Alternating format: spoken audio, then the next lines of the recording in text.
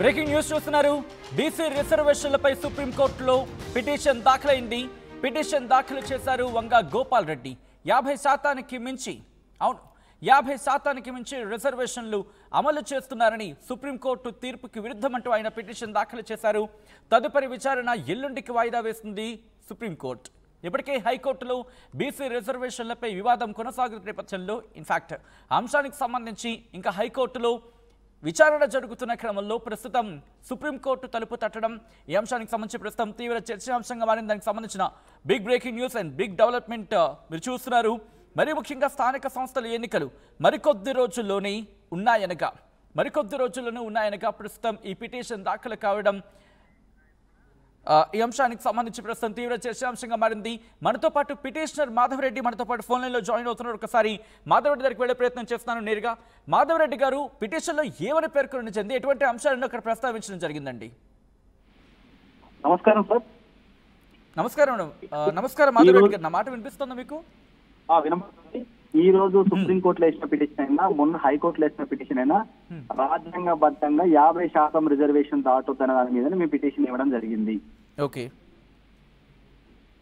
రాష్ట్ర ప్రభుత్వం ఎన్నికలకు ప్రజలకు ఇచ్చినటువంటి హామీయో లేకపోతే రాష్ట్ర ప్రభుత్వం 42% బీసీలకు మిగతా ఎస్సీలకు కలిసి 69% రిజర్వేషన్ పెంచుతున్నందుకు తాను మేమందరం కూడా రాజ్యాంగబద్ధంగా రాజ్యాంగం మీద నమ్మకం ఉన్న అందరు వ్యక్తులు కూడా 50% రిజర్వేషన్ అంటే రాజ్యాంగ విరుద్ధం కాబట్టి మేము 50% రిజర్వేషన్ దాటొద్దనే ఉద్దేశంతో ఇలా మేము పిటిషన్ వేయడం జరిగింది సార్. ఎటువంటి వాదోపవాదనలు జరిగాయండి? కోర్టు ఎటువంటి అంశాన్ని ప్రస్తావించింది? వాదోపవాదనలో ఈ 6 తారీఖు సోమవారం నాడు ఉన్నది. మా వాదన సోమవారం వినడానికి ఉంది. సుప్రీంకోర్టులో 6 తారీఖు ఉంది, హైకోర్టులో 8 తారీఖు ఉంది సార్. ఓకే, 6వ తారీఖున సుప్రీంకోర్టులో హీరింగ్ ఉంది. అవునండి. ఓకే, సో మీ పిటిషన్లో పేర్కొన్న అంశాలకు సంబంధించి ఒకసారి మాట్లాడుకునే ప్రయత్నం చేద్దాం. అంటే ఇప్పుడు ఎన్నికల టైం, అందుకే చాలా తక్కువ రోజులు మాత్రమే ఉంది. సో సుప్రీంకోర్టు నుంచి ఎటువంటి ఎక్స్పెక్టేషన్స్ ఉన్నాయి? మరి ముఖ్యంగా ఇప్పటికే లీగల్గా కన్సల్ట్ చేస్తుంటారు, ఏమంటున్నారు ప్రస్తుతం దానికి సంబంధించి? సార్, భారతదేశంలో బీసీలకు రిజర్వేషన్ ఇచ్చినప్పుడు ఇందిరాస్థాని కేసు పిటిషన్ పోయింది. ఇట్లా రిజర్వేషన్ ఇస్తున్నప్పుడు ఆ ఇందిరాస్థాని కేసులో స్పష్టంగా ఏ సందర్భమైనా సరే మొత్తం రిజర్వేషన్లు 50% దాటవద్దని చెప్పింది. ఏ సందర్భం ఎందుకనంటే ఎస్సీ ఎస్టీలు జనాభా పెరిగిన కొద్ది వాళ్ళకి రిజర్వేషన్ పెంచాలి, కానీ బీసీలకు జనాభా పెంచితే రిజర్వేషన్ పెంచాలని ఎక్కడ లేదు. ఏ సందర్భం అయినా 50% రిజర్వేషన్ దాటొద్దని Indira Sawhney case, Bihari case, Maharashtra case, మొన్న 2018లో కూడా కేసీఆర్ గారు కూడా రిజర్వేషన్ బీసీ పెంచాలని ఉద్దేశంతో పోతే ఆ రోజు సుప్రీంకోర్టు కూడా రిజర్వేషన్ పెంచదని కొట్టివేయడం జరిగింది. ఇంత స్పష్టంగా అన్ని కేసులు కొట్టివేసినాక కూడా 50% రిజర్వేషన్ దాటొద్దని చెబుతున్నా కూడా ఎందుకు ఈ ప్రయత్నం చేసినారో నాకు తెలియదు. కానీ ఇది రాజ్యాంగం నమ్మేటోళ్ళు కానీ రాజ్యాంగం మీద నమ్మకం విశ్వాసం ఉన్నోళ్ళు కానీ ఇది మాట్లాడకూడదు. ఎందుకంటే స్పష్టంగా 50% రిజర్వేషన్ దాటొద్దని ఉన్నాక కూడా ఇలా మేము కోర్టుకు పోయినాం, ఆ రిజర్వేషన్ ఇచ్చినాం, ఏదో మీరు బీసీ వ్యతిరేకమా, మీరు ఇతర కులాలకు వ్యతిరేకమా అనే మాట మాట్లాడుతూ ఉన్నారు. వాళ్ళకు రాజ్యాంగం మీద నమ్మకం ఉంటే ఇది రాజ్యాంగం చెప్పింది కాబట్టి 50% దాటొద్దన్నది కాబట్టి మాధవరెడ్డి సరైన న్యాయబద్ధమైనటువంటి పనే అని మాట్లాడాలి. కానీ ఇతర కులాల పంచాయతీ మాటలు దయచేసి మాట్లాడొద్దని మీ ద్వారా విజ్ఞప్తి చేస్తాను. కానీ ఇక్కడ క్వశ్చన్ రైజ్ అవుతూ ఉంటుంది, ఎందుకు ఈ టైంలో పిటిషన్ దాఖలు చేశారు, మీ వెనకాల ఉన్న పార్టీ ఏంటి అని క్వశ్చన్ రైజ్ అవుతుంది కదా. మరి ఇలాంటి టైంలో మా వెనకాల ఏ రాజకీయ పార్టీ లేదు, ఇతర వ్యక్తులు ఎవరు కూడా లేరు. మేము రెడ్డి జాగృతి అనే సంస్థ రెడ్ల హక్కుల కోసం, అస్తిత్వం కోసం, మా జాతి ప్రయోజనాల కోసం మాత్రమే కొట్లాడతాం. అందులో భాగంగానే 50% రిజర్వేషన్ దాటితే ఓసీ ఏదైతే జనరల్ శాతం ఉందో అది తగ్గుతుంది కాబట్టి దాంట్లో మాకు నష్టం జరుగుతుంది కాబట్టి మాకు నష్టం జరుగుతుంది అనే భావనతో ఈరోజు మేము కోర్టు పోవడం జరిగింది. కోర్టు పోవడం జరిగింది కాబట్టి మాకు నష్టం జరుగుతుందని మేము పోయినాం తప్ప ఆయనకి ఎవరు ఇప్పుడు కాంగ్రెస్ పార్టీ ఉంటే టీఆర్ఎస్ సంబంధం అని, టీఆర్ఎస్ పార్టీ వాళ్ళేమో బీజేపీ ఆయన సంబంధం అని, బీజేపీ వాళ్ళేమో కాంగ్రెస్ సంబంధం. ఎవరికి వాళ్ళు ఊహించుకొని ఎవరు వాళ్ళు ఈయన ఆయన సంబంధం ఈయనకి ఈయన చెప్పుకోవడం తప్ప వాస్తవంగా మాత్రం మాకు ఓసీ రిజర్వేషన్లు తగ్గుతా ఉన్నాయని ఉద్దేశంతో మా ఆర్గనైజేషన్ ఇలాంటి వ్యక్తి కాదు, మాధవరెడ్డి అనే వ్యక్తి ఒక వ్యక్తి కాదు, మా సంస్థ వ్యవస్థాపక అధ్యక్షుని, మా సంస్థ నిర్ణయం ఇది. మాకు అన్యాయం జరుగుతుందన్న ఉద్దేశంతో ఈ రోజు మేము కోర్టు పోవడం జరిగింది. అంటే మాకు అన్యాయం జరుగుతున్నప్పుడు కూడా మేము మాట్లాడకపోతే మీ సంఘం పెట్టుకోవాల్సింది లాభం మా మీద మేము హక్కుల కోసం కొట్లాడతామంటే ఎవరు నమ్ముతారు ప్రజలు మమ్మల్ని? కాబట్టి మాకు నష్టం జరుగుతున్న ఉద్దేశంతో ఇలా మేము కోర్టు మెత్తెక్కడం జరిగింది సార్. కానీ మాధురెడ్డి గారు అక్టోబర్ 8 హైకోర్టులో ఈ అంశానికి సంబంధించి ఎలాగా విచారణ ఉంది. బట్ ఎందుకు ఇంత అర్జెంటుగా సుప్రీంకోర్టు తలుపు తట్టాల్సి వచ్చిందంటే ఏమంటారు? అది మా వ్యూహం అండి. మేము గెలవాలనుకున్నప్పుడు ఏ వ్యూహంలో పనిచేసుకుంటాం. మా వ్యూహంలో భాగమే ఇలా కోర్టుకు వెళ్ళడం జరిగింది. ఎందుకంటే హైకోర్టులో ఏం జరుగుతుంది, ఎట్లా జరుగుతుంది మాకు కొన్ని విషయాలు స్పష్టంగా ఉన్నా కూడా మేము సుప్రీంకోర్టు తట్టడం వల్ల ఈజీగా మేమైతే దేనికోసం అయితే కొట్లాడుతూ ఉన్నామో, ఏదే రిజర్వేషన్ల కోసం అయితే అడుగుతా ఉన్నాం సుప్రీంకోర్టు హైకోర్టులో అడిగినాము, అది సుప్రీంకోర్టులో ఈజీగా అవకాశం ఉంది. ఎందుకంటే గతంలో అనేక కేసులు వాళ్ళు తీర్పు తొందరగా ఇచ్చారు కాబట్టి మేము గెలవడానికి ఆ వ్యూహంలో భాగమే ఇలా సుప్రీంకోర్టు పోవడం జరిగింది. అంటే కొద్ది రోజుల సమయం మాత్రమే ఉంది. ఇక్కడ ప్రభుత్వం ఇంప్లిమెంట్ చేసేందుకు సిద్ధమవుతుంది. ఆఫ్ కోర్స్ హైకోర్టులో హీరింగ్ ఉన్నప్పటికీ కూడా ఒకవేళ ప్రభుత్వానికి సపోర్ట్గానో లేకపోతే ప్రభుత్వానికి సంబంధించి ఒకవేళ వ్యతిరేకం రాకపోతే కనుక సుప్రీంకోర్టు అంశం ప్రస్తావనకు వచ్చే అవకాశం ఉంది. ఒకవేళ హైకోర్టులోనే ఒక మీకు మద్దతుగానో లేకపోతే మీకు సపోర్ట్గానో వచ్చింది అనుకుందాం హైకోర్టుకి సంబంధించి, సో అప్పుడు మీకు బెనిఫిటే కదా అది. సో అటువంటి క్రమంలో మళ్ళీ సుప్రీంకోర్టు అంశం తెర మీదకి వస్తుంది కాబట్టి సార్ మేము గెలవాలనుకున్నాం, న్యాయం గెలవాలనుకున్నాం, రాజ్యాంగాన్ని కాపాడాలనుకున్నాం. మాకు గెలవడానికి వ్యూహంలో భాగంగా సుప్రీంకోర్టుకు వెళ్ళినాం. మాకు ఎక్కడ అవకాశం ఉంటే ఏది తొందరగా మాకు అవకాశం పొందుతారో మేము గెలవాలనుకున్న అవకాశం ఉందో దాన్ని వినియోగించుకున్నాం సార్. ఓకే, కంటిన్యూ చేద్దాం. ఒకసారి మీ లైన్లో ఉండే ప్రయత్నించండి. మనతో పాటు బీసీ సంక్షేమ సంఘం జాతీయ ఉపాధ్యక్షుడు గుజ్జా సత్యం కూడా లైవ్లో జాయిన్ అవుతున్నారు, ఫోన్ లైన్లో జాయిన్ అవుతున్నారు. ఒకసారి సత్యం దగ్గరికి వెళ్ళే ప్రయత్నం చేస్తున్నాం. సత్యం గారు, ఇప్పటికే హైకోర్టులో ఈ అంశానికి సంబంధించి విచారణ రాబోతుంది అక్టోబర్ మరికొద్ది రోజుల్లోని, 4 రోజుల్లోని. బట్ ఈ సిచ్యువేషన్లోనే సుప్రీంకోర్టు ఓకే లైన్ డిస్కనెక్ట్ అయినట్టుంది. గుజ్జా సత్యం మనతో పాటు ఫోన్లలో కంటిన్యూ అవుతున్నారు. ఒకసారి సత్యం గారు మీరేమంటారు ఈ అంశానికి సంబంధించి? సుప్రీంకోర్టు తలుపులు తట్టిన పరిస్థితి ఉంది. ఓకే, మరి కాసేపట్లో అందరికి వెళ్ళే ప్రయత్నం చేద్దాం. ఐ థింక్ మాధవరెడ్డి గారు ఉన్నారండి ఫోన్ లైన్లో. మాధవరెడ్డి గారు నా మాట వినిపిస్తోందా అండి? హలో, యా మాధవరెడ్డి గారు నా మాట వినిపిస్తోందా? వినపడుతుంది, చెప్పండి. బట్ మాధవరెడ్డి గారు, ఇప్పుడు ఒక వర్గం నుంచి వ్యతిరేకత వ్యక్తం కాదా? ఎందుకంటే మా అభివృద్ధిని లేకపోతే మేము ముందుకు వెళ్ళే అంశానికి సంబంధించి కాస్త అడ్డుకట్ట వేస్తున్నారు, అడ్డుపడే ప్రయత్నం చేస్తున్నారని చెప్పి వినిపించే అవకాశం ఉంటుంది. సార్, మీ ద్వారా ఈ సమాజానికి స్పష్టంగా తెలియజేస్తా ఉన్నాం. మేము బీసీలకు 40% రిజర్వేషన్ కాదు 60% రిజర్వేషన్ ఇచ్చినా కూడా మేము స్వాగతిస్తాం.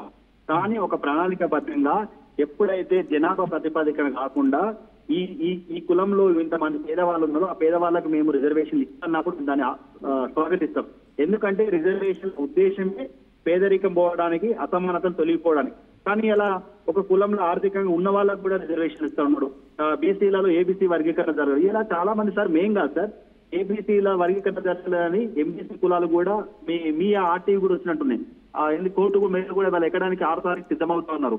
ఎంబీసీలతో పాటు సంచార జాతులు కూడా అయ్యా మాకు చెప్పడానికి మీరు బీసీలని చెప్తా ఉన్నారు, కానీ ఆ బీసీలలో కొన్ని కులాలు మాత్రమే ఇక్కడ స్పెసిఫిక్ గా మున్నూరు కాపు అనే కులాన్ని మాత్రమే వాళ్ళు టార్గెట్ చేసారు. అంటే వాస్తవాలు చెప్తా ఉన్నారు. వీళ్ళు బీసీల పేరు 134 కులాల పేర్లు చెప్పుకొని కేవలం మున్నూరు కాపులు మాత్రమే బీసీ రిజర్వేషన్లు వాడుకుంటా ఉన్నారు. వాళ్ళకే లబ్ధి చేరుతా ఉన్నది. మా ఏబీసీ వర్గీకరణ ఏందని క్వశ్చన్ వేస్తారు. దానికి మీరు ఆన్సర్ చెప్పండి సార్. ఇలా నేను ఏమైనా బీసీల రిజర్వేషన్ అడ్డుకుంటాను. మరి ఎంబీసీల పరిస్థితి సార్, గత సర్పంచ్ ఎన్నికలలో ఎంబీసీ కులాలు ఎన్ని సర్పంచ్లు ఎన్నో చెప్పండి. ఎందుకు ఈ బీసీ నాయకులు అని చెప్పుకుంటారు ఏబీసీ వర్గీకరణ జరగాలని ఎందుకు అడగడం లేదు? రెండో మాట సార్, ఒక్కసారి రిజర్వేషన్ పదాలు పొందిన తర్వాత ఎందుకు ఆయనకు క్రిమిలేర్ వర్తించారు సార్? అంటే పేదవాడు ఆయన రిజర్వేషన్ పొందొద్దా? ఎవరు రిజర్వేషన్ లబ్ధి పొందిరో వాళ్ళే ప్రతిసారి రిజర్వేషన్ వాడుకోవడం, లబ్ధి పొందడం, వాళ్ళ ప్రయోజనాలు పొందుతా ఉంటే ఈ రిజర్వేషన్ అర్థమేంది? రిజర్వేషన్ ఎందుకోసం పెట్టిరు? ఈ ఆర్థికంగా ఎప్పుడు వాళ్ళు ఎదుగుతారు సార్? ఇలా సమాజం ఎక్కడ కూడా నేను నా మనసులో నేను ఏదో మీకు ఏం చెప్తా ఉన్నాడో మిగతా కులాలు అన్నిటి కూడా మనసులలో అదే ఉంది. కేవలం 134 కులాలని బీసీలు అని చెప్తా ఉన్నారు, కానీ ఇక్కడ కేవలం కొన్ని కులాలు మాత్రం స్పెసిఫిక్ 2-3 కులాలు మాత్రమే రిజర్వేషన్ వాడుకుంటా ఉన్నాయి. మాకేది తప్పితే అని అడుగుతాను. మీరు ఒక టీవీ చర్చలు చూడవచ్చు. ఎంబీసీ కులాల శ్రీనివాస్ అనే వ్యక్తి తను స్పష్టంగా చెప్పిండు. ఇలా మాధవరెడ్డి అనే వ్యక్తి పిటిషన్ వేసింది కాబట్టి చర్చకు వచ్చింది. ఒకవేళ మాధవరెడ్డి పిటిషన్ చర్చకు రాకపోతే ఇలా మా ఎంబీసీ కులాలు ఎవరు మాట్లాడేటోళ్ళు, మాకేది ఏబీసీ వర్గీకరణ అంటా ఉన్నారు. ఇలా సంచార జాతులు కూడా అడుగుతా ఉన్నాయి, మాకేది ఈ రిజర్వేషన్లలో మా ఫలాలు ఏవని అడుగుతా ఉంది, మాకెందుకు వాటా రాదని అడుగుతున్నారు. ఒక చర్చ టీవీలలో చర్చ పెట్టాయని అంటాడు ప్రతిసారి, మీకెంత జనాభా, మీకెందుకు ఇన్ని పదవులు అంటారు. మరి నేను కూడా అదే అడుగుతాను సార్, మీ బీసీ కులాల పేరు చెప్పుకొని. మాధవరెడ్డి గారు, మీరు ఒక ఇంట్రెస్టింగ్ పాయింట్ ని రైజ్ చేశారు, వచ్చే ప్రయత్నం చేస్తాను మళ్ళీ ఇక్కడికి. మనతో పాటు బీసీ సంక్షేమ సంఘం జాతీయ ఉపాధ్యక్షుడు గుజ్జా సత్యం కూడా ఫోన్లో జాయిన్ అవుతున్నారు. ఒకసారి సత్యం దగ్గరికి వెళ్ళే ప్రయత్నం చేస్తున్నాను. సత్యం గారు, ప్రస్తుతం హైకోర్టులో ఈ అంశం ఉంది, ఈ హైకోర్టులో హీరింగ్ రాబోతోంది అక్టోబర్ 8న. బట్ ఇప్పటికీ ఈ అంశానికి సంబంధించి చర్చ జరుగుతున్న క్రమంలోనే ఇప్పుడు సుప్రీంకోర్టు తలుపులు తడుతున్న పరిస్థితి ఉంది. సో ప్రస్తుతం దీన్ని మీరు ఎలా చూస్తారండి? ఒక బీసీ సంక్షేమ సంఘం జాతీయ ఉపాధ్యక్షుడిగా ఎలా చూస్తారు? అంటే ఈ అంశాన్ని ఆహ్వానిస్తారా, స్వాగతిస్తారా, లేకపోతే ఏమైనా కుట్ర ఉందనే ఒక అంశానికి సంబంధించి ఏమైనా ఆలోచన ఉందా? లేదు జరుగుతోంది, జరగనియండి మేము చూస్తామనే ధోరణిలో ఉన్న పరిస్థితి ఉందా? ఎలా చూస్తారు సత్యం గారు మీరు ఇప్పుడు దీన్ని? నమస్తే అండి. నమస్కారం అండి. తెలంగాణలో 42% స్థానిక సంస్థల రిజర్వేషన్ల పైన ఆధిపత్య కులాల వాళ్ళు కోర్టుకు వెళ్ళడం జరిగింది. కోర్టులో మేము ఆశిస్తున్నాం ఏంటంటే ఖచ్చితంగా ఇది మాకు ఫేవర్గానే మాకు జడ్జిమెంట్ వస్తుంది అనుకుంటున్నాం. మేము మొదటి నుంచి కూడా ఆర్ కృష్ణ గారు, జాతీయ బీసీ సంక్షేమ సంఘం అధ్యక్షులు, రాజ్యసభ సభ్యులు గౌరవ ఆర్ కృష్ణయ్య గారు చెప్తున్నట్టుగా మొదటి నుంచి కూడా స్థానిక సంస్థల్లో 42% రిజర్వేషన్ అనే అంశం రాజ్యాంగం పొందుపరిచిన 243(d)(6) ప్రకారం రాష్ట్ర ప్రభుత్వ పరిధిలోనే ఉంటది. రాష్ట్ర ప్రభుత్వం మాత్ర చేతిలోనే స్థానిక సంస్థల రిజర్వేషన్లు ఇచ్చే అధికారం స్థానిక ప్రభుత్వానికే ఉంటది. దీంట్లో ఎలాంటి సంశయం లేదు, ఎలాంటి గందరగోళ పరిస్థితులు లేవు. కాకపోతే వీళ్ళు చెప్తున్నట్టుగా 50% లోబడే ఉండాలి అనేది ఒకటి చెప్తున్నారు. మరి ఈ దేశంలో ఏ ఉద్యమాలు లేకుండా, ఎవరు అడగకుండా, ఎవరు రోడ్డు ఎక్కకుండా ఈడబ్ల్యూఎస్ రిజర్వేషన్లకు 10% ఈడబ్ల్యూఎస్ రిజర్వేషన్లు ఆధిపత్య కులాలు ఈ దేశంలో మీరు లెక్క పెడితే 10% లోపు ఉంటారు. ఇప్పుడు ఇంతకుముందు సోదరుడు ఒకటి చెప్పినట్టు కులం మొత్తంలో ఎంత పర్సెంటేజ్ వాళ్ళు ఆర్థికంగా వెనుకబడి ఉన్నారో చూసి వాళ్ళు అంటారు. సంతోషం, అది మంచి విషయమే తను చెప్పింది. మరి ఆ రకంగా ఆధిపత్య కులాలు 10% లోపు ఉన్న వాళ్ళకి 10% రిజర్వేషన్ ఎట్లా వీలవుతాయి? 10% ఉన్న ఆధిపత్యాలలో పేదలు నిజంగా మేము వాళ్ళకు కూడా రిజర్వేషన్ ఫలితాలు దక్కాలి. ఆర్థికంగా వెనుకబడిన వాళ్ళు ఎవరైనా సరే వాళ్ళకు కూడా రిజర్వేషన్ ఫలాలు దక్కాలి. ఆ రకంగా చూస్తే 10% లోపు ఉన్న ఆధిపత్య కులాలను 2%, 3% పేదలు ఉంటారు. మరి 2%, 3% ఉన్న పేదలకి 10% స్లాబ్ ను పరిమితిని దాటి సుప్రీంకోర్టులు కానీ మిగతా కోర్టు కానీ ఈడబ్ల్యూఎస్ రిజర్వేషన్లు ఆమోదించినప్పుడు 42% రిజర్వేషన్ల విషయంలో కూడా 50% పరిధిని ఆమోదిస్తాయని మేము ఆశాభావం వ్యక్తం చేస్తున్నాం. ఎందుకంటే తెలంగాణలో సాంకేతికంగా స్పష్టంగా ప్రభుత్వము ఒక కులగణన నిర్వహించింది. నిర్వహించిన కులగణన నివేదికను ప్రభుత్వం ఏర్పాటు చేసిన డెడికేటెడ్ కమిషన్ కు సబ్మిట్ చేయడం జరిగింది. డెడికేటెడ్ కమిషన్ కూలంకషంగా పరిశీలించి ఈ దేశంలో, ఈ రాష్ట్రంలో ఉన్న బీసీలకు ఎంత పర్సెంటేజ్ ఇవ్వాలి, ఏమి ఇవ్వాలి, రాజకీయంగా సామాజికంగా వాళ్ళు ఎంత వెనకబడి ఉన్నారన్న విషయాన్ని స్పష్టంగా వాళ్ళు పరిగణలోకి తీసుకొని సాంకేతికంగా లెక్కించిన కులగణనలో నిజంగానే బీసీలు రాజకీయంగా వెనుకబడి ఉన్నారన్న విషయాన్ని గ్రహించి 42% రిజర్వేషన్లు ఇవ్వాలన్న ప్రతిపాదనను ప్రభుత్వం ముందు పెట్టింది. సో ఇక్కడ మనం 2 అంశాలను గమనించాలి. ఒకటి, ఈ రాష్ట్రంలో స్పష్టంగా కులగణన జరిగింది. రెండవది, జరిగిన కులగణనని సాంకేతికంగా అన్ని రకాలుగా పరిశీలించింది డెడికేటెడ్ కమిషన్.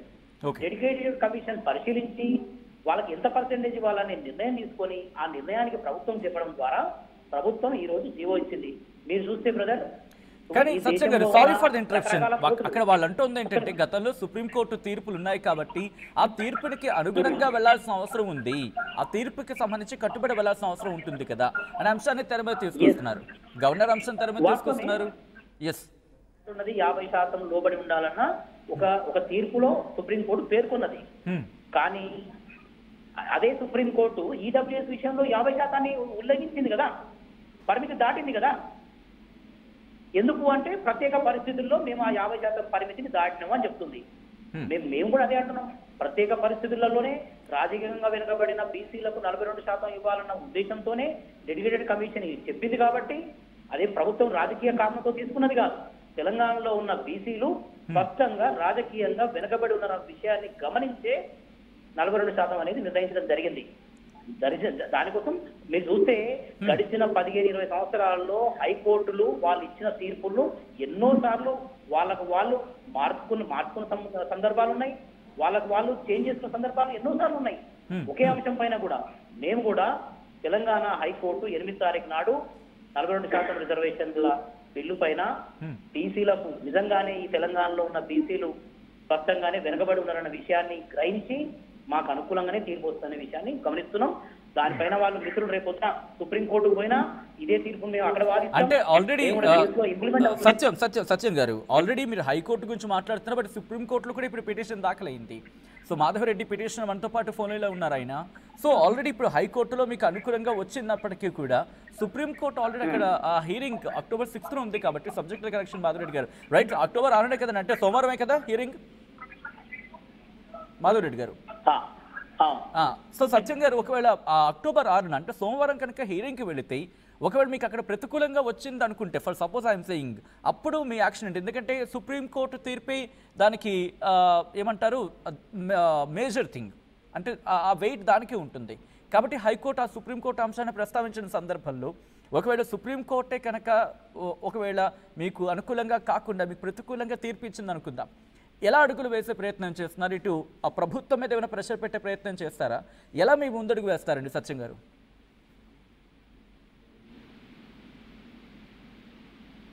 సత్యం గారు ఉన్నారా అండి? సత్యం గారు, అంటే ఆల్రెడీ నేను క్వశ్చన్ మీకు అడగడం జరిగింది ఏంటంటే, ఒకవేళ సుప్రీంకోర్టులో ఎందుకంటే October 6 హీరింగ్ ఉంది కాబట్టి ఒకవేళ మీకు ప్రతికూలంగా వచ్చింది అనుకుందాం, ఫర్ సపోజ్ అనుకుంటే, ఎందుకంటే కొద్ది రోజులు ఉంటుంది, అప్పుడు మీ యాక్షన్ ప్లాన్ ఆఫ్ యాక్షన్ ఏంటి? ఇటు ప్రభుత్వం మీద ఒత్తిడి తీసుకొచ్చే ప్రయత్నం చేస్తారు, ఎందుకంటే సుప్రీంకోర్టు తీర్పు అక్కడ ఉంటుంది కాబట్టి ఎలా ముందుకు వెళ్తారు? అప్పుడు మీ అడుగులు ఏంటి? మేమేమంటున్నామంటే ఈ దేశ సర్వోన్నత న్యాయస్థానం పైన మాకు ఎంతో గౌరవం ఉంది, వాళ్ళు ఇచ్చే తీర్పు పైన కూడా గౌరవం ఉంది. కానీ అదే సమయంలో ప్రజల చేత ఎన్నుకోబడిన శాసనసభలో తీసుకున్న తీర్మానాలకి, ఇచ్చిన జీవోలకి, ఆర్డినెన్స్ కూడా విలువ ఉంటుంది. తెలంగాణలో స్పష్టంగా ఇక్కడ శాసనసభలో ప్రజల చేత ఎన్నుకోబడిన ప్రభుత్వం స్పష్టంగా 42% రిజర్వేషన్ల పైన ఆర్డినెన్స్ ఇచ్చింది, దానిపైన జీవో ఇచ్చింది. ఆ జీవో కనుక ప్రభుత్వాలు ఒకవేళ సుప్రీంకోర్టు కనుక వ్యతిరేకమైన తీర్పు ఏమైనా ఇస్తే మేము ఖచ్చితంగా కేంద్ర ప్రభుత్వం మీద ఒత్తిడి తీసుకొస్తాం. కేంద్ర ప్రభుత్వం ద్వారా ఆ బిల్లు పార్లమెంట్ లో చేర్చడం ద్వారా మాకు అప్పుడు డెఫినెట్ గా మనకి ఇంకో ఉన్న ఆప్షన్, మిగిలిన ఆప్షన్ Schedule 9 లో చేర్చి దాన్ని పార్లమెంట్ ద్వారా ఆమోదింప చేసుకోవడం ఒకటే మార్గం ఉంటుంది. కాబట్టి మేము ఈ ఉద్యమాన్ని వదిలే ప్రసక్తి లేదు, 42% సాధించేంత వరకు ఆగేది లేదు. ఖచ్చితంగా సుప్రీంకోర్టులో కనుక ఏ రకమైన వ్యతిరేకత తీసుకొస్తే ఖచ్చితంగా మేము కేంద్ర ప్రభుత్వం దగ్గరికి వెళ్తాం. కేంద్ర ప్రభుత్వాన్ని మీద ఒత్తిడి తీసుకొచ్చి పార్లమెంట్ లో Schedule 9 లో చేర్చిన తర్వాత పార్లమెంట్ ద్వారానే మేము ఈ 42% రిజర్వేషన్ సాధిస్తాం. ఓకే, మాధవరెడ్డి గారు 6వ తారీఖున హీరింగ్ ఉందంటున్నారు, బట్ October 8th చూసుకుంటే కనుక హైకోర్టు హీరింగ్ ఉంది, అంతకన్నా ముందే సుప్రీంకోర్టులో హీరింగ్ ఉంది. ఇక్కడ మీకు ప్రతికూలంగా వచ్చింది అనుకోండి, మీకున్న ఆప్షన్స్ ఏంటి? ఎందుకంటే సుప్రీం కోర్టు నిర్ణయమే అఫ్కోర్స్ పేర్లోనే ఉంది సుప్రీం, అప్పుడు మీ ముందున్న ఆప్షన్స్ ఏంటి? మీరు ఎలా వెళ్ళే ప్రయత్నం చేస్తారండి అప్పుడు? మాధవరెడ్డి గారు సార్, మీ ద్వారా సత్యం గారి కానీ సమాజాన్ని విజ్ఞప్తి చేస్తా ఉన్నా, 10% EWS రిజర్వేషన్ అనేది 50% సాంఘిక అసమానతలు పోవడానికి ఇచ్చిన రిజర్వేషన్ సంబంధం లేదు. మొదటిది. రెండోది తనేమన్నాడు, రెండోది ఏదో 9th షెడ్యూల్ అన్నాడు.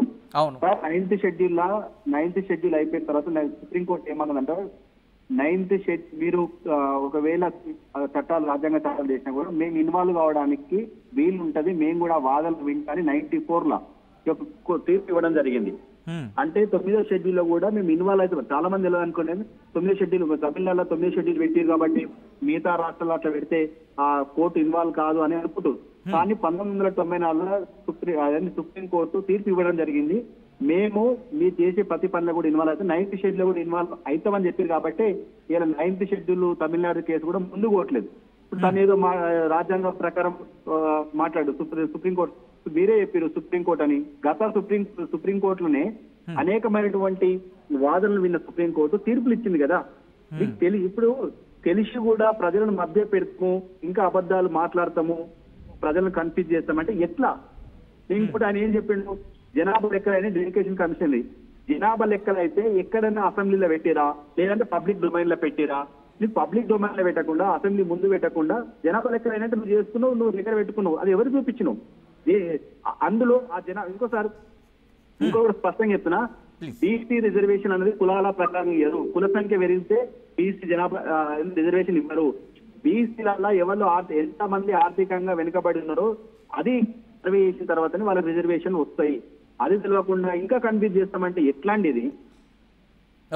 నేను మీ ద్వారా ఏం చెప్తున్నా అంటే, వాళ్ళకి ఇవన్నీ కూడా అవగాహన లేకుండా ప్రజలను మభ్యపెట్టి ఈ సంఘాల పబ్బం గడుపుకోవడానికి ఎందుకు ప్రజలను ఇబ్బంది పెడతా ఉన్నారు? ప్రజలకు అర్థం చెప్తలేరు. ఈడబ్ల్యూఎస్ గురించి తెలియదు, ఈడబ్ల్యూఎస్ రిజర్వేషన్ ఎందుకు వచ్చిందో తెలియదు. వాళ్ళు ఏమంటా ఉన్నారు 3%, 4%. సార్, కేసీఆర్ గారు జనాభా లెక్కలు చేసినప్పుడు ఓసీలు అనేటోళ్ళు 21% సార్. అవి అన్ని పేపర్లలో వచ్చినాయి, అందరికి జనాభా లెక్కలు తెలుసు. రేవంత్ రెడ్డి గారు, సారీ ఫర్ ది ఇంటరప్షన్.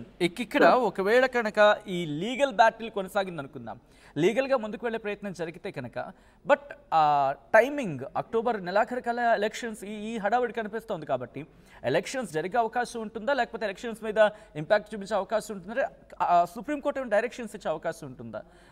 దీనికి సంబంధించి క్లారిటీ తీసుకునే ప్రయత్నం చేద్దాం.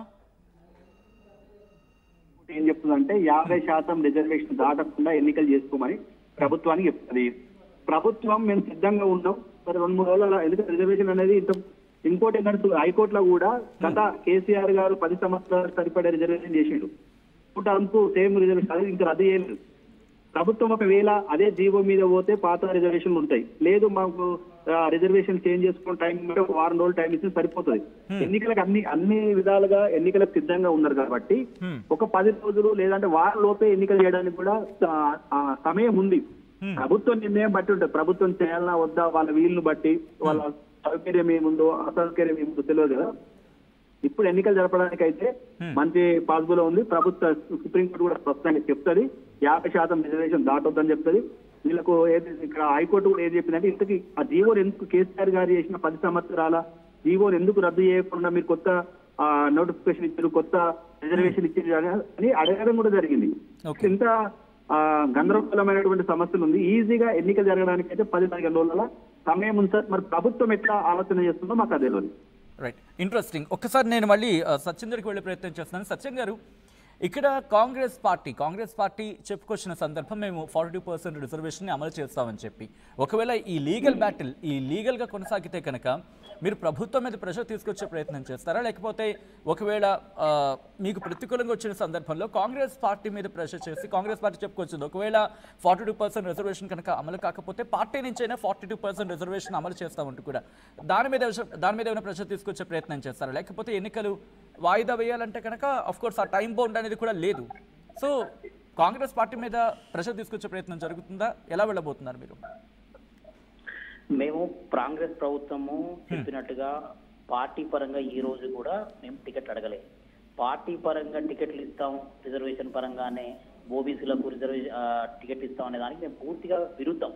ఎందుకంటే బట్ కాంగ్రెస్ పార్టీ చెప్పుకొచ్చింది కదండి, ఒకవేళ ప్రభుత్వం నుంచి ఒకవేళ అవ్వకపోతే కనుక పార్టీ నుంచి ఇస్తామని చెప్పి. పార్టీ నుంచి ఇచ్చేదాన్ని మేము ఎట్టి పరిస్థితుల్లో దాన్ని ఒప్పుకునే ప్రసక్తే లేదు. పార్టీ నుంచి ఇవ్వడానికి మాకేం పిచ్చం కాదు. మాకు ఇవ్వాల్సింది రాజ్యాంగబద్ధంగా న్యాయపరంగా మా వాటా మేము ఎంతో మాకు అంతే రావాలి, మాకు వేరే లెక్కలు అవసరం లేదు. రెండవది, ఒకవేళ కనుక న్యాయపరంగా మాకేమైనా చిక్కులు వస్తే కాంగ్రెస్ ప్రభుత్వం రాహుల్ గాంధీ గారు మొదటి నుంచి చెప్తున్నారు, మేము ఈ రాష్ట్రంలో కులగణన చేస్తాము, ఎవరి వాటా ఎంత ఇస్తామో మేము స్పష్టంగా వాళ్ళకి అంత ఇస్తాం, ఇది దేశానికే రోల్ మోడల్ అని చెప్తున్నారు. మరి కాంగ్రెస్ పార్టీ ఒక రాష్ట్రంలోనే ఇన్ని అపసోపాలు పడి ఇంత న్యాయపరమైన సవాళ్ళను ఎదుర్కోలేక దాన్ని అస్త్రసన్యాసం చేస్తే మరి వీళ్ళు రోల్ మోడల్ అని చెప్పి దేశానికి ఎట్లా రోల్ మోడల్ చేస్తారు ఇది? కాబట్టి కాంగ్రెస్ పార్టీని మేము పట్టుకుంటాం. కాంగ్రెస్ పార్టీ బాధ్యత అది. ఈ రాష్ట్రంలో ఉన్న బీసీలకు వాళ్ళ వాటా ప్రకారం ఇప్పించాల్సిన బాధ్యత కాంగ్రెస్ ప్రభుత్వం మీద ఉంది. కామారెడ్డి డిక్లరేషన్ లో వాళ్ళు ఇచ్చిన వాగ్దానాల మేరకు ఆ వాగ్దానాలను నిలుపుకోవాల్సిన అవసరం కూడా వాళ్ళకు ఉంది. కాబట్టి వాళ్ళకి మేము మొదటి నుంచి కూడా రేవంత్ రెడ్డి గారు కూడా చెప్తున్నాం, బీసీ సంఘాలను అఖిలపక్షాన్ని అపాయింట్మెంట్ తీసుకోండి, గౌరవ ప్రధాని గారిని, మనం ప్రధాని గారిని కలిసి మనం సమస్యను వివరించి అక్కడి నుంచి కూడా మనం సానుకూలమైన సంకేతాలు వచ్చేటట్టు చూసుకుందాం అనే విషయాన్ని చెప్తున్నాం. కాబట్టి ఒకవేళ ఏదైనా న్యాయపరమైన చిక్కులు వచ్చినా ఇంకేమైనా జరిగినా పార్టీ పరంగా తీసుకునే విషయంలో ఒప్పుకునే ప్రసక్తే లేదు. ఖచ్చితంగా మేము కేంద్ర ప్రభుత్వం అంటే కాంగ్రెస్ ప్రభుత్వం ద్వారా, రాష్ట్ర ప్రభుత్వం ద్వారా కేంద్రం మీద ఒత్తిడి తెచ్చే పరిస్థితి తీసుకొచ్చి సవ్యమైన మార్గంలోనే మేము సాధిస్తాం. రైట్. ఫైనల్ కంక్లూషన్ ఒకసారి మాధవరెడ్డి గారికి వెళ్ళే ప్రయత్నం చేస్తున్నాను. మాధవరెడ్డి గారు, వాళ్ళేమో మేము విడిచేదే లేదు, పట్టు గట్టిగానే పడతాం, ఈ అంశానికి సంబంధించి ఎన్ని రకాలుగా అవకాశాలు ఉంటే అన్ని అవకాశాలని లీగల్గా మేము ఉపయోగించుకుంటామంటూ వాళ్ళు చెప్తున్నారు. బట్ ఇప్పుడు ఎన్నికలకు సంబంధించి ఈ మంత్ ఎండ్ కల్లా అంటే అరౌండ్ 23rd స్టార్ట్ కాబోతున్నాయి, కంటిన్యూ కాబోతున్నాయి నెక్స్ట్ మంత్ స్టార్టింగ్లో కూడా. కాబట్టి ఎన్నికలు అయ్యే అవకాశం ఉందా, లేకపోతే వాయిదా పడే అవకాశం కనిపిస్తోంది? ఇంపాక్ట్ చూపించే అవకాశం ఉంటుందా ఒకవేళ ఈ వాదనలు కావచ్చు విచారణ కంటిన్యూ అవుతున్న సందర్భంలో? ఎన్నికలు అవుతాయా కావా అనేది అది ప్రభుత్వం నిర్ణయించుకోవాలి. కానీ ఇక్కడ రిజర్వేషన్లు మాత్రం మారుతాయి, రిజర్వేషన్లు మాత్రం 50% దాటడానికి వీల్లేదని పదే పదే సుప్రీంకోర్టు చెప్పింది. అది తెలిసి కూడా ఈ రోజు సంఘాల నాయకులు ఇంకా ప్రజలను కన్ఫ్యూజ్ చేస్తుంటే అది నాకు సంబంధం లేని విషయం. ఎన్నికలు మాత్రం జరగాలంటే అది ప్రభుత్వం నిర్ణయం. కానీ రిజర్వేషన్ మాత్రం 100% మారుతాయి. 50% రిజర్వేషన్లు దాటొద్దు అనేది సుప్రీంకోర్టు పదే పదే తీర్పులు చెప్పింది కాబట్టి అది స్పష్టంగా చెప్పగలుగుతాను. Right. Thank you so much Satyam గారు. At the same time Madhava Reddy గారు, ఇద్దరికి కూడా ఈ అంశానికి సంబంధించి జాయిన్ అయ్యి మీ అభిప్రాయాలను అట్ ద సేమ్ టైం ఎటువంటి కార్యాచరణ ఉండబోతోంది చెప్పే ప్రయత్నం చేసినందుకు. మొత్తంగా మాత్రం సుప్రీంకోర్టు తీర్పుకి సంబంధించి ఎదురు చూస్తున్న సందర్భం. ఎందుకంటే అక్టోబర్ 6న సుప్రీంకోర్టులో హీరింగ్ ఉంది. సో అప్పుడు సుప్రీంకోర్టు ఏం చెబుతుంది? బీసీ రిజర్వేషన్లపై సుప్రీంకోర్టులో పిటిషన్ దాఖలైంది. పిటిషన్ దాఖలు చేశారు వంగా గోపాల్ రెడ్డి. 50% మించి రిజర్వేషన్లు అమలు చేస్తున్నారని సుప్రీంకోర్టు తీర్పుకి విరుద్ధమంటూ పిటిషన్ దాఖలు చేశారు ఆయన. తదుపరి విచారణ ఎల్లుండికి వాయిదా వేసింది కోర్టు. ఇప్పటికే హైకోర్టులో బీసీ రిజర్వేషన్లపై వివాదం, ఆ విచారణ జరుగుతున్న సందర్భం. సో ఈ క్రమంలో ఇప్పుడు హైకోర్టు ఏం చెప్తుంది? హైకోర్టు ఎటువంటి తీర్పుని వెలువరించబోతోంది? అంతకన్నా ముందు, ఎందుకంటే అక్టోబర్ 8న ఈ అంశానికి సంబంధించి విచారణ జరగబోతోంది హైకోర్టులో. బట్ అంతకన్నా ముందు అంటే అక్టోబర్ 8న హైకోర్టులో విచారణ ఉంటే అక్టోబర్ 6న ఇటు సుప్రీంకోర్టులో విచారణ జరగబోతోంది. ఒకవేళ సుప్రీం కనుక తీర్పు ఇచ్చింది అనుకుందాం, ఫస్ట్ హియరింగ్కి తీర్పు ఇచ్చింది అనుకుందాం, ఫర్ ఎగ్జాంపుల్ సేయింగ్ ఒకవేళ ఇచ్చింది అనుకుందాం, అప్పుడు ఆటోమేటిక్గా అదే సుప్రీం అవుతుంది. సుప్రీంకోర్టు ఇచ్చే తీర్పు దాదాపుగా ఇంకా సుప్రీం అయ్యే అవకాశమే. అప్పుడు దానికి సంబంధించి లీగల్గా కౌంటర్ పిటిషన్ వేస్తారా, లేకపోతే ఇంకేమైనా లీగల్గా ఉన్న ఆ అవకాశాలని అందిపుచ్చుకుని దానికి సంబంధించి ముందుకు వెళ్ళే ప్రయత్నం చేస్తారా? అది వేరే అంశం. బీసీ సంఘాలు ఏముంటున్నాయి? 9th షెడ్యూల్లో చేర్చే అంశానికి సంబంధించి ఇటు ప్రభుత్వం మీద ఒత్తిడి తీసుకొచ్చి కేంద్ర ప్రభుత్వానికి సంబంధించి కూడా కేంద్ర ప్రభుత్వంతో కూడా వాటితో చర్చలు జరిగేలా ఇటు ప్రభుత్వంతో మాట్లాడతాం, దానికి సంబంధించి పోరాటం ముందుకు తీసుకువెళ్తాం అంటున్నారు. కాంగ్రెస్ పార్టీ ఏమంటుందో, ఒకవేళ కనుక గతంలో మనం చూసాం, ఒకవేళ కనుక రిజర్వేషన్ అంశం కనుక ఒకవేళ ఇంకా అలాగే కంటిన్యూ అవుతాయి, కాంగ్రెస్ పార్టీ నుంచి రిజర్వేషన్లు ఇస్తామనే అంశాన్ని తెర మీద తీసుకొచ్చింది. కాబట్టి ఇన్ని అంశాలు ఇక్కడ కనిపిస్తున్నాయి. బట్ అది మాకేమైనా అది బిచ్చమా? కాదు, మాకు రాజ్యాంగపరంగా మాకు హక్కు కల్పించండి, మాకు రాజ్యాంగపరంగా కల్పించాల్సిన హక్కు మాకు కేటాయించండి, దానికి సంబంధించి మేము పోరాటం చేస్తూ ఉంటూ కూడా బీసీ సంఘాలు ఇక్కడ చెప్తున్న పరిస్థితి ఉంది. సో మొత్తంగా ఒక ఉత్కంఠను మాత్రం తలపిస్తోంది. ఎందుకంటే అక్టోబర్ ఈ నెలాఖరున ఎన్నికలు జరగాల్సిన సందర్భం. బట్ ఇప్పుడు హైకోర్టులో పిటిషన్ దాఖలైంది, విచారణ జరుగుతోంది. అంతకన్నా ముందే ఇప్పుడు సుప్రీంకోర్టులో పిటిషన్ దాఖలు కావడం, ఈ అంశానికి సంబంధించి 6వ తారీఖున అంటే సోమవారమే విచారణకు రావడం ప్రస్తుతం ఈ అంశానికి సంబంధించి బలం చేకూరుస్తోంది. ఈ వివాదాన్ని ఎలా ముందుకు వెళ్తుంది, ఇన్ఫ్యాక్ట్ ఈ వివాదం ఎలా సర్దుమణుగుతుంది అనేది చాలా ఇంట్రెస్టింగ్గా మారుతోంది. ఎందుకంటే ఇటు సుప్రీంకోర్టు ఇచ్చే తీర్పుకి సంబంధించి ఇన్ఫ్యాక్ట్ యావత్ భారతదేశం కూడా ఎంతో ఆసక్తిగా ఎదురు చూసే క్షణం. సో 6వ తారీఖున తీర్పు ఇస్తుందా, లేకపోతే ఈ అంశానికి సంబంధించి విచారణ ఇంకొక రోజు మళ్ళీ జరిపే అవకాశం ఉంటుందా, ఏం జరగబోతుంది అనేది ఆసక్తికరంగా మారింది. ఎందుకంటే రిమెంబర్ ఇక్కడ హైకోర్టులో కూడా పిటిషన్ దాఖలైంది కాబట్టి హైకోర్టులో పిటిషన్ ఉంది కదా, సో దానికి సంబంధించి హైకోర్టు ఎటువంటి తీర్పు ఇస్తుందో ఒకసారి వేచి చూద్దాం. ఆ తర్వాత దీనికి సంబంధించి ముందుకు వెళ్ళే ప్రయత్నం చేద్దామని చెప్పి ఆ అంశాన్ని ఏమైనా ప్రస్తావిస్తుందా సుప్రీంకోర్టు, ఏం జరగబోతుంది అనేది ఆసక్తికరంగా మారిపోతోంది. అక్టోబర్ 6న ఏం జరగబోతోంది, అక్టోబర్ 8న ఏం జరగబోతోంది, ఈ రెండిటి ఇంపాక్ట్ లేకపోతే ఈ 2 రోజులకి సంబంధించి వచ్చే ఆ అంశాలు ప్రభావితం చేయబోతున్న ఎటువంటి అతిశక్తి లేదు తెలంగాణ స్థానిక సంస్థల ఎన్నికలకు సంబంధించి, మరి ముఖ్యంగా బీసీ రిజర్వేషన్ల అంశం. అసలైన తొలి వెలుగు. ఫాలో వాట్సాప్ @తొలి వెలుగు official.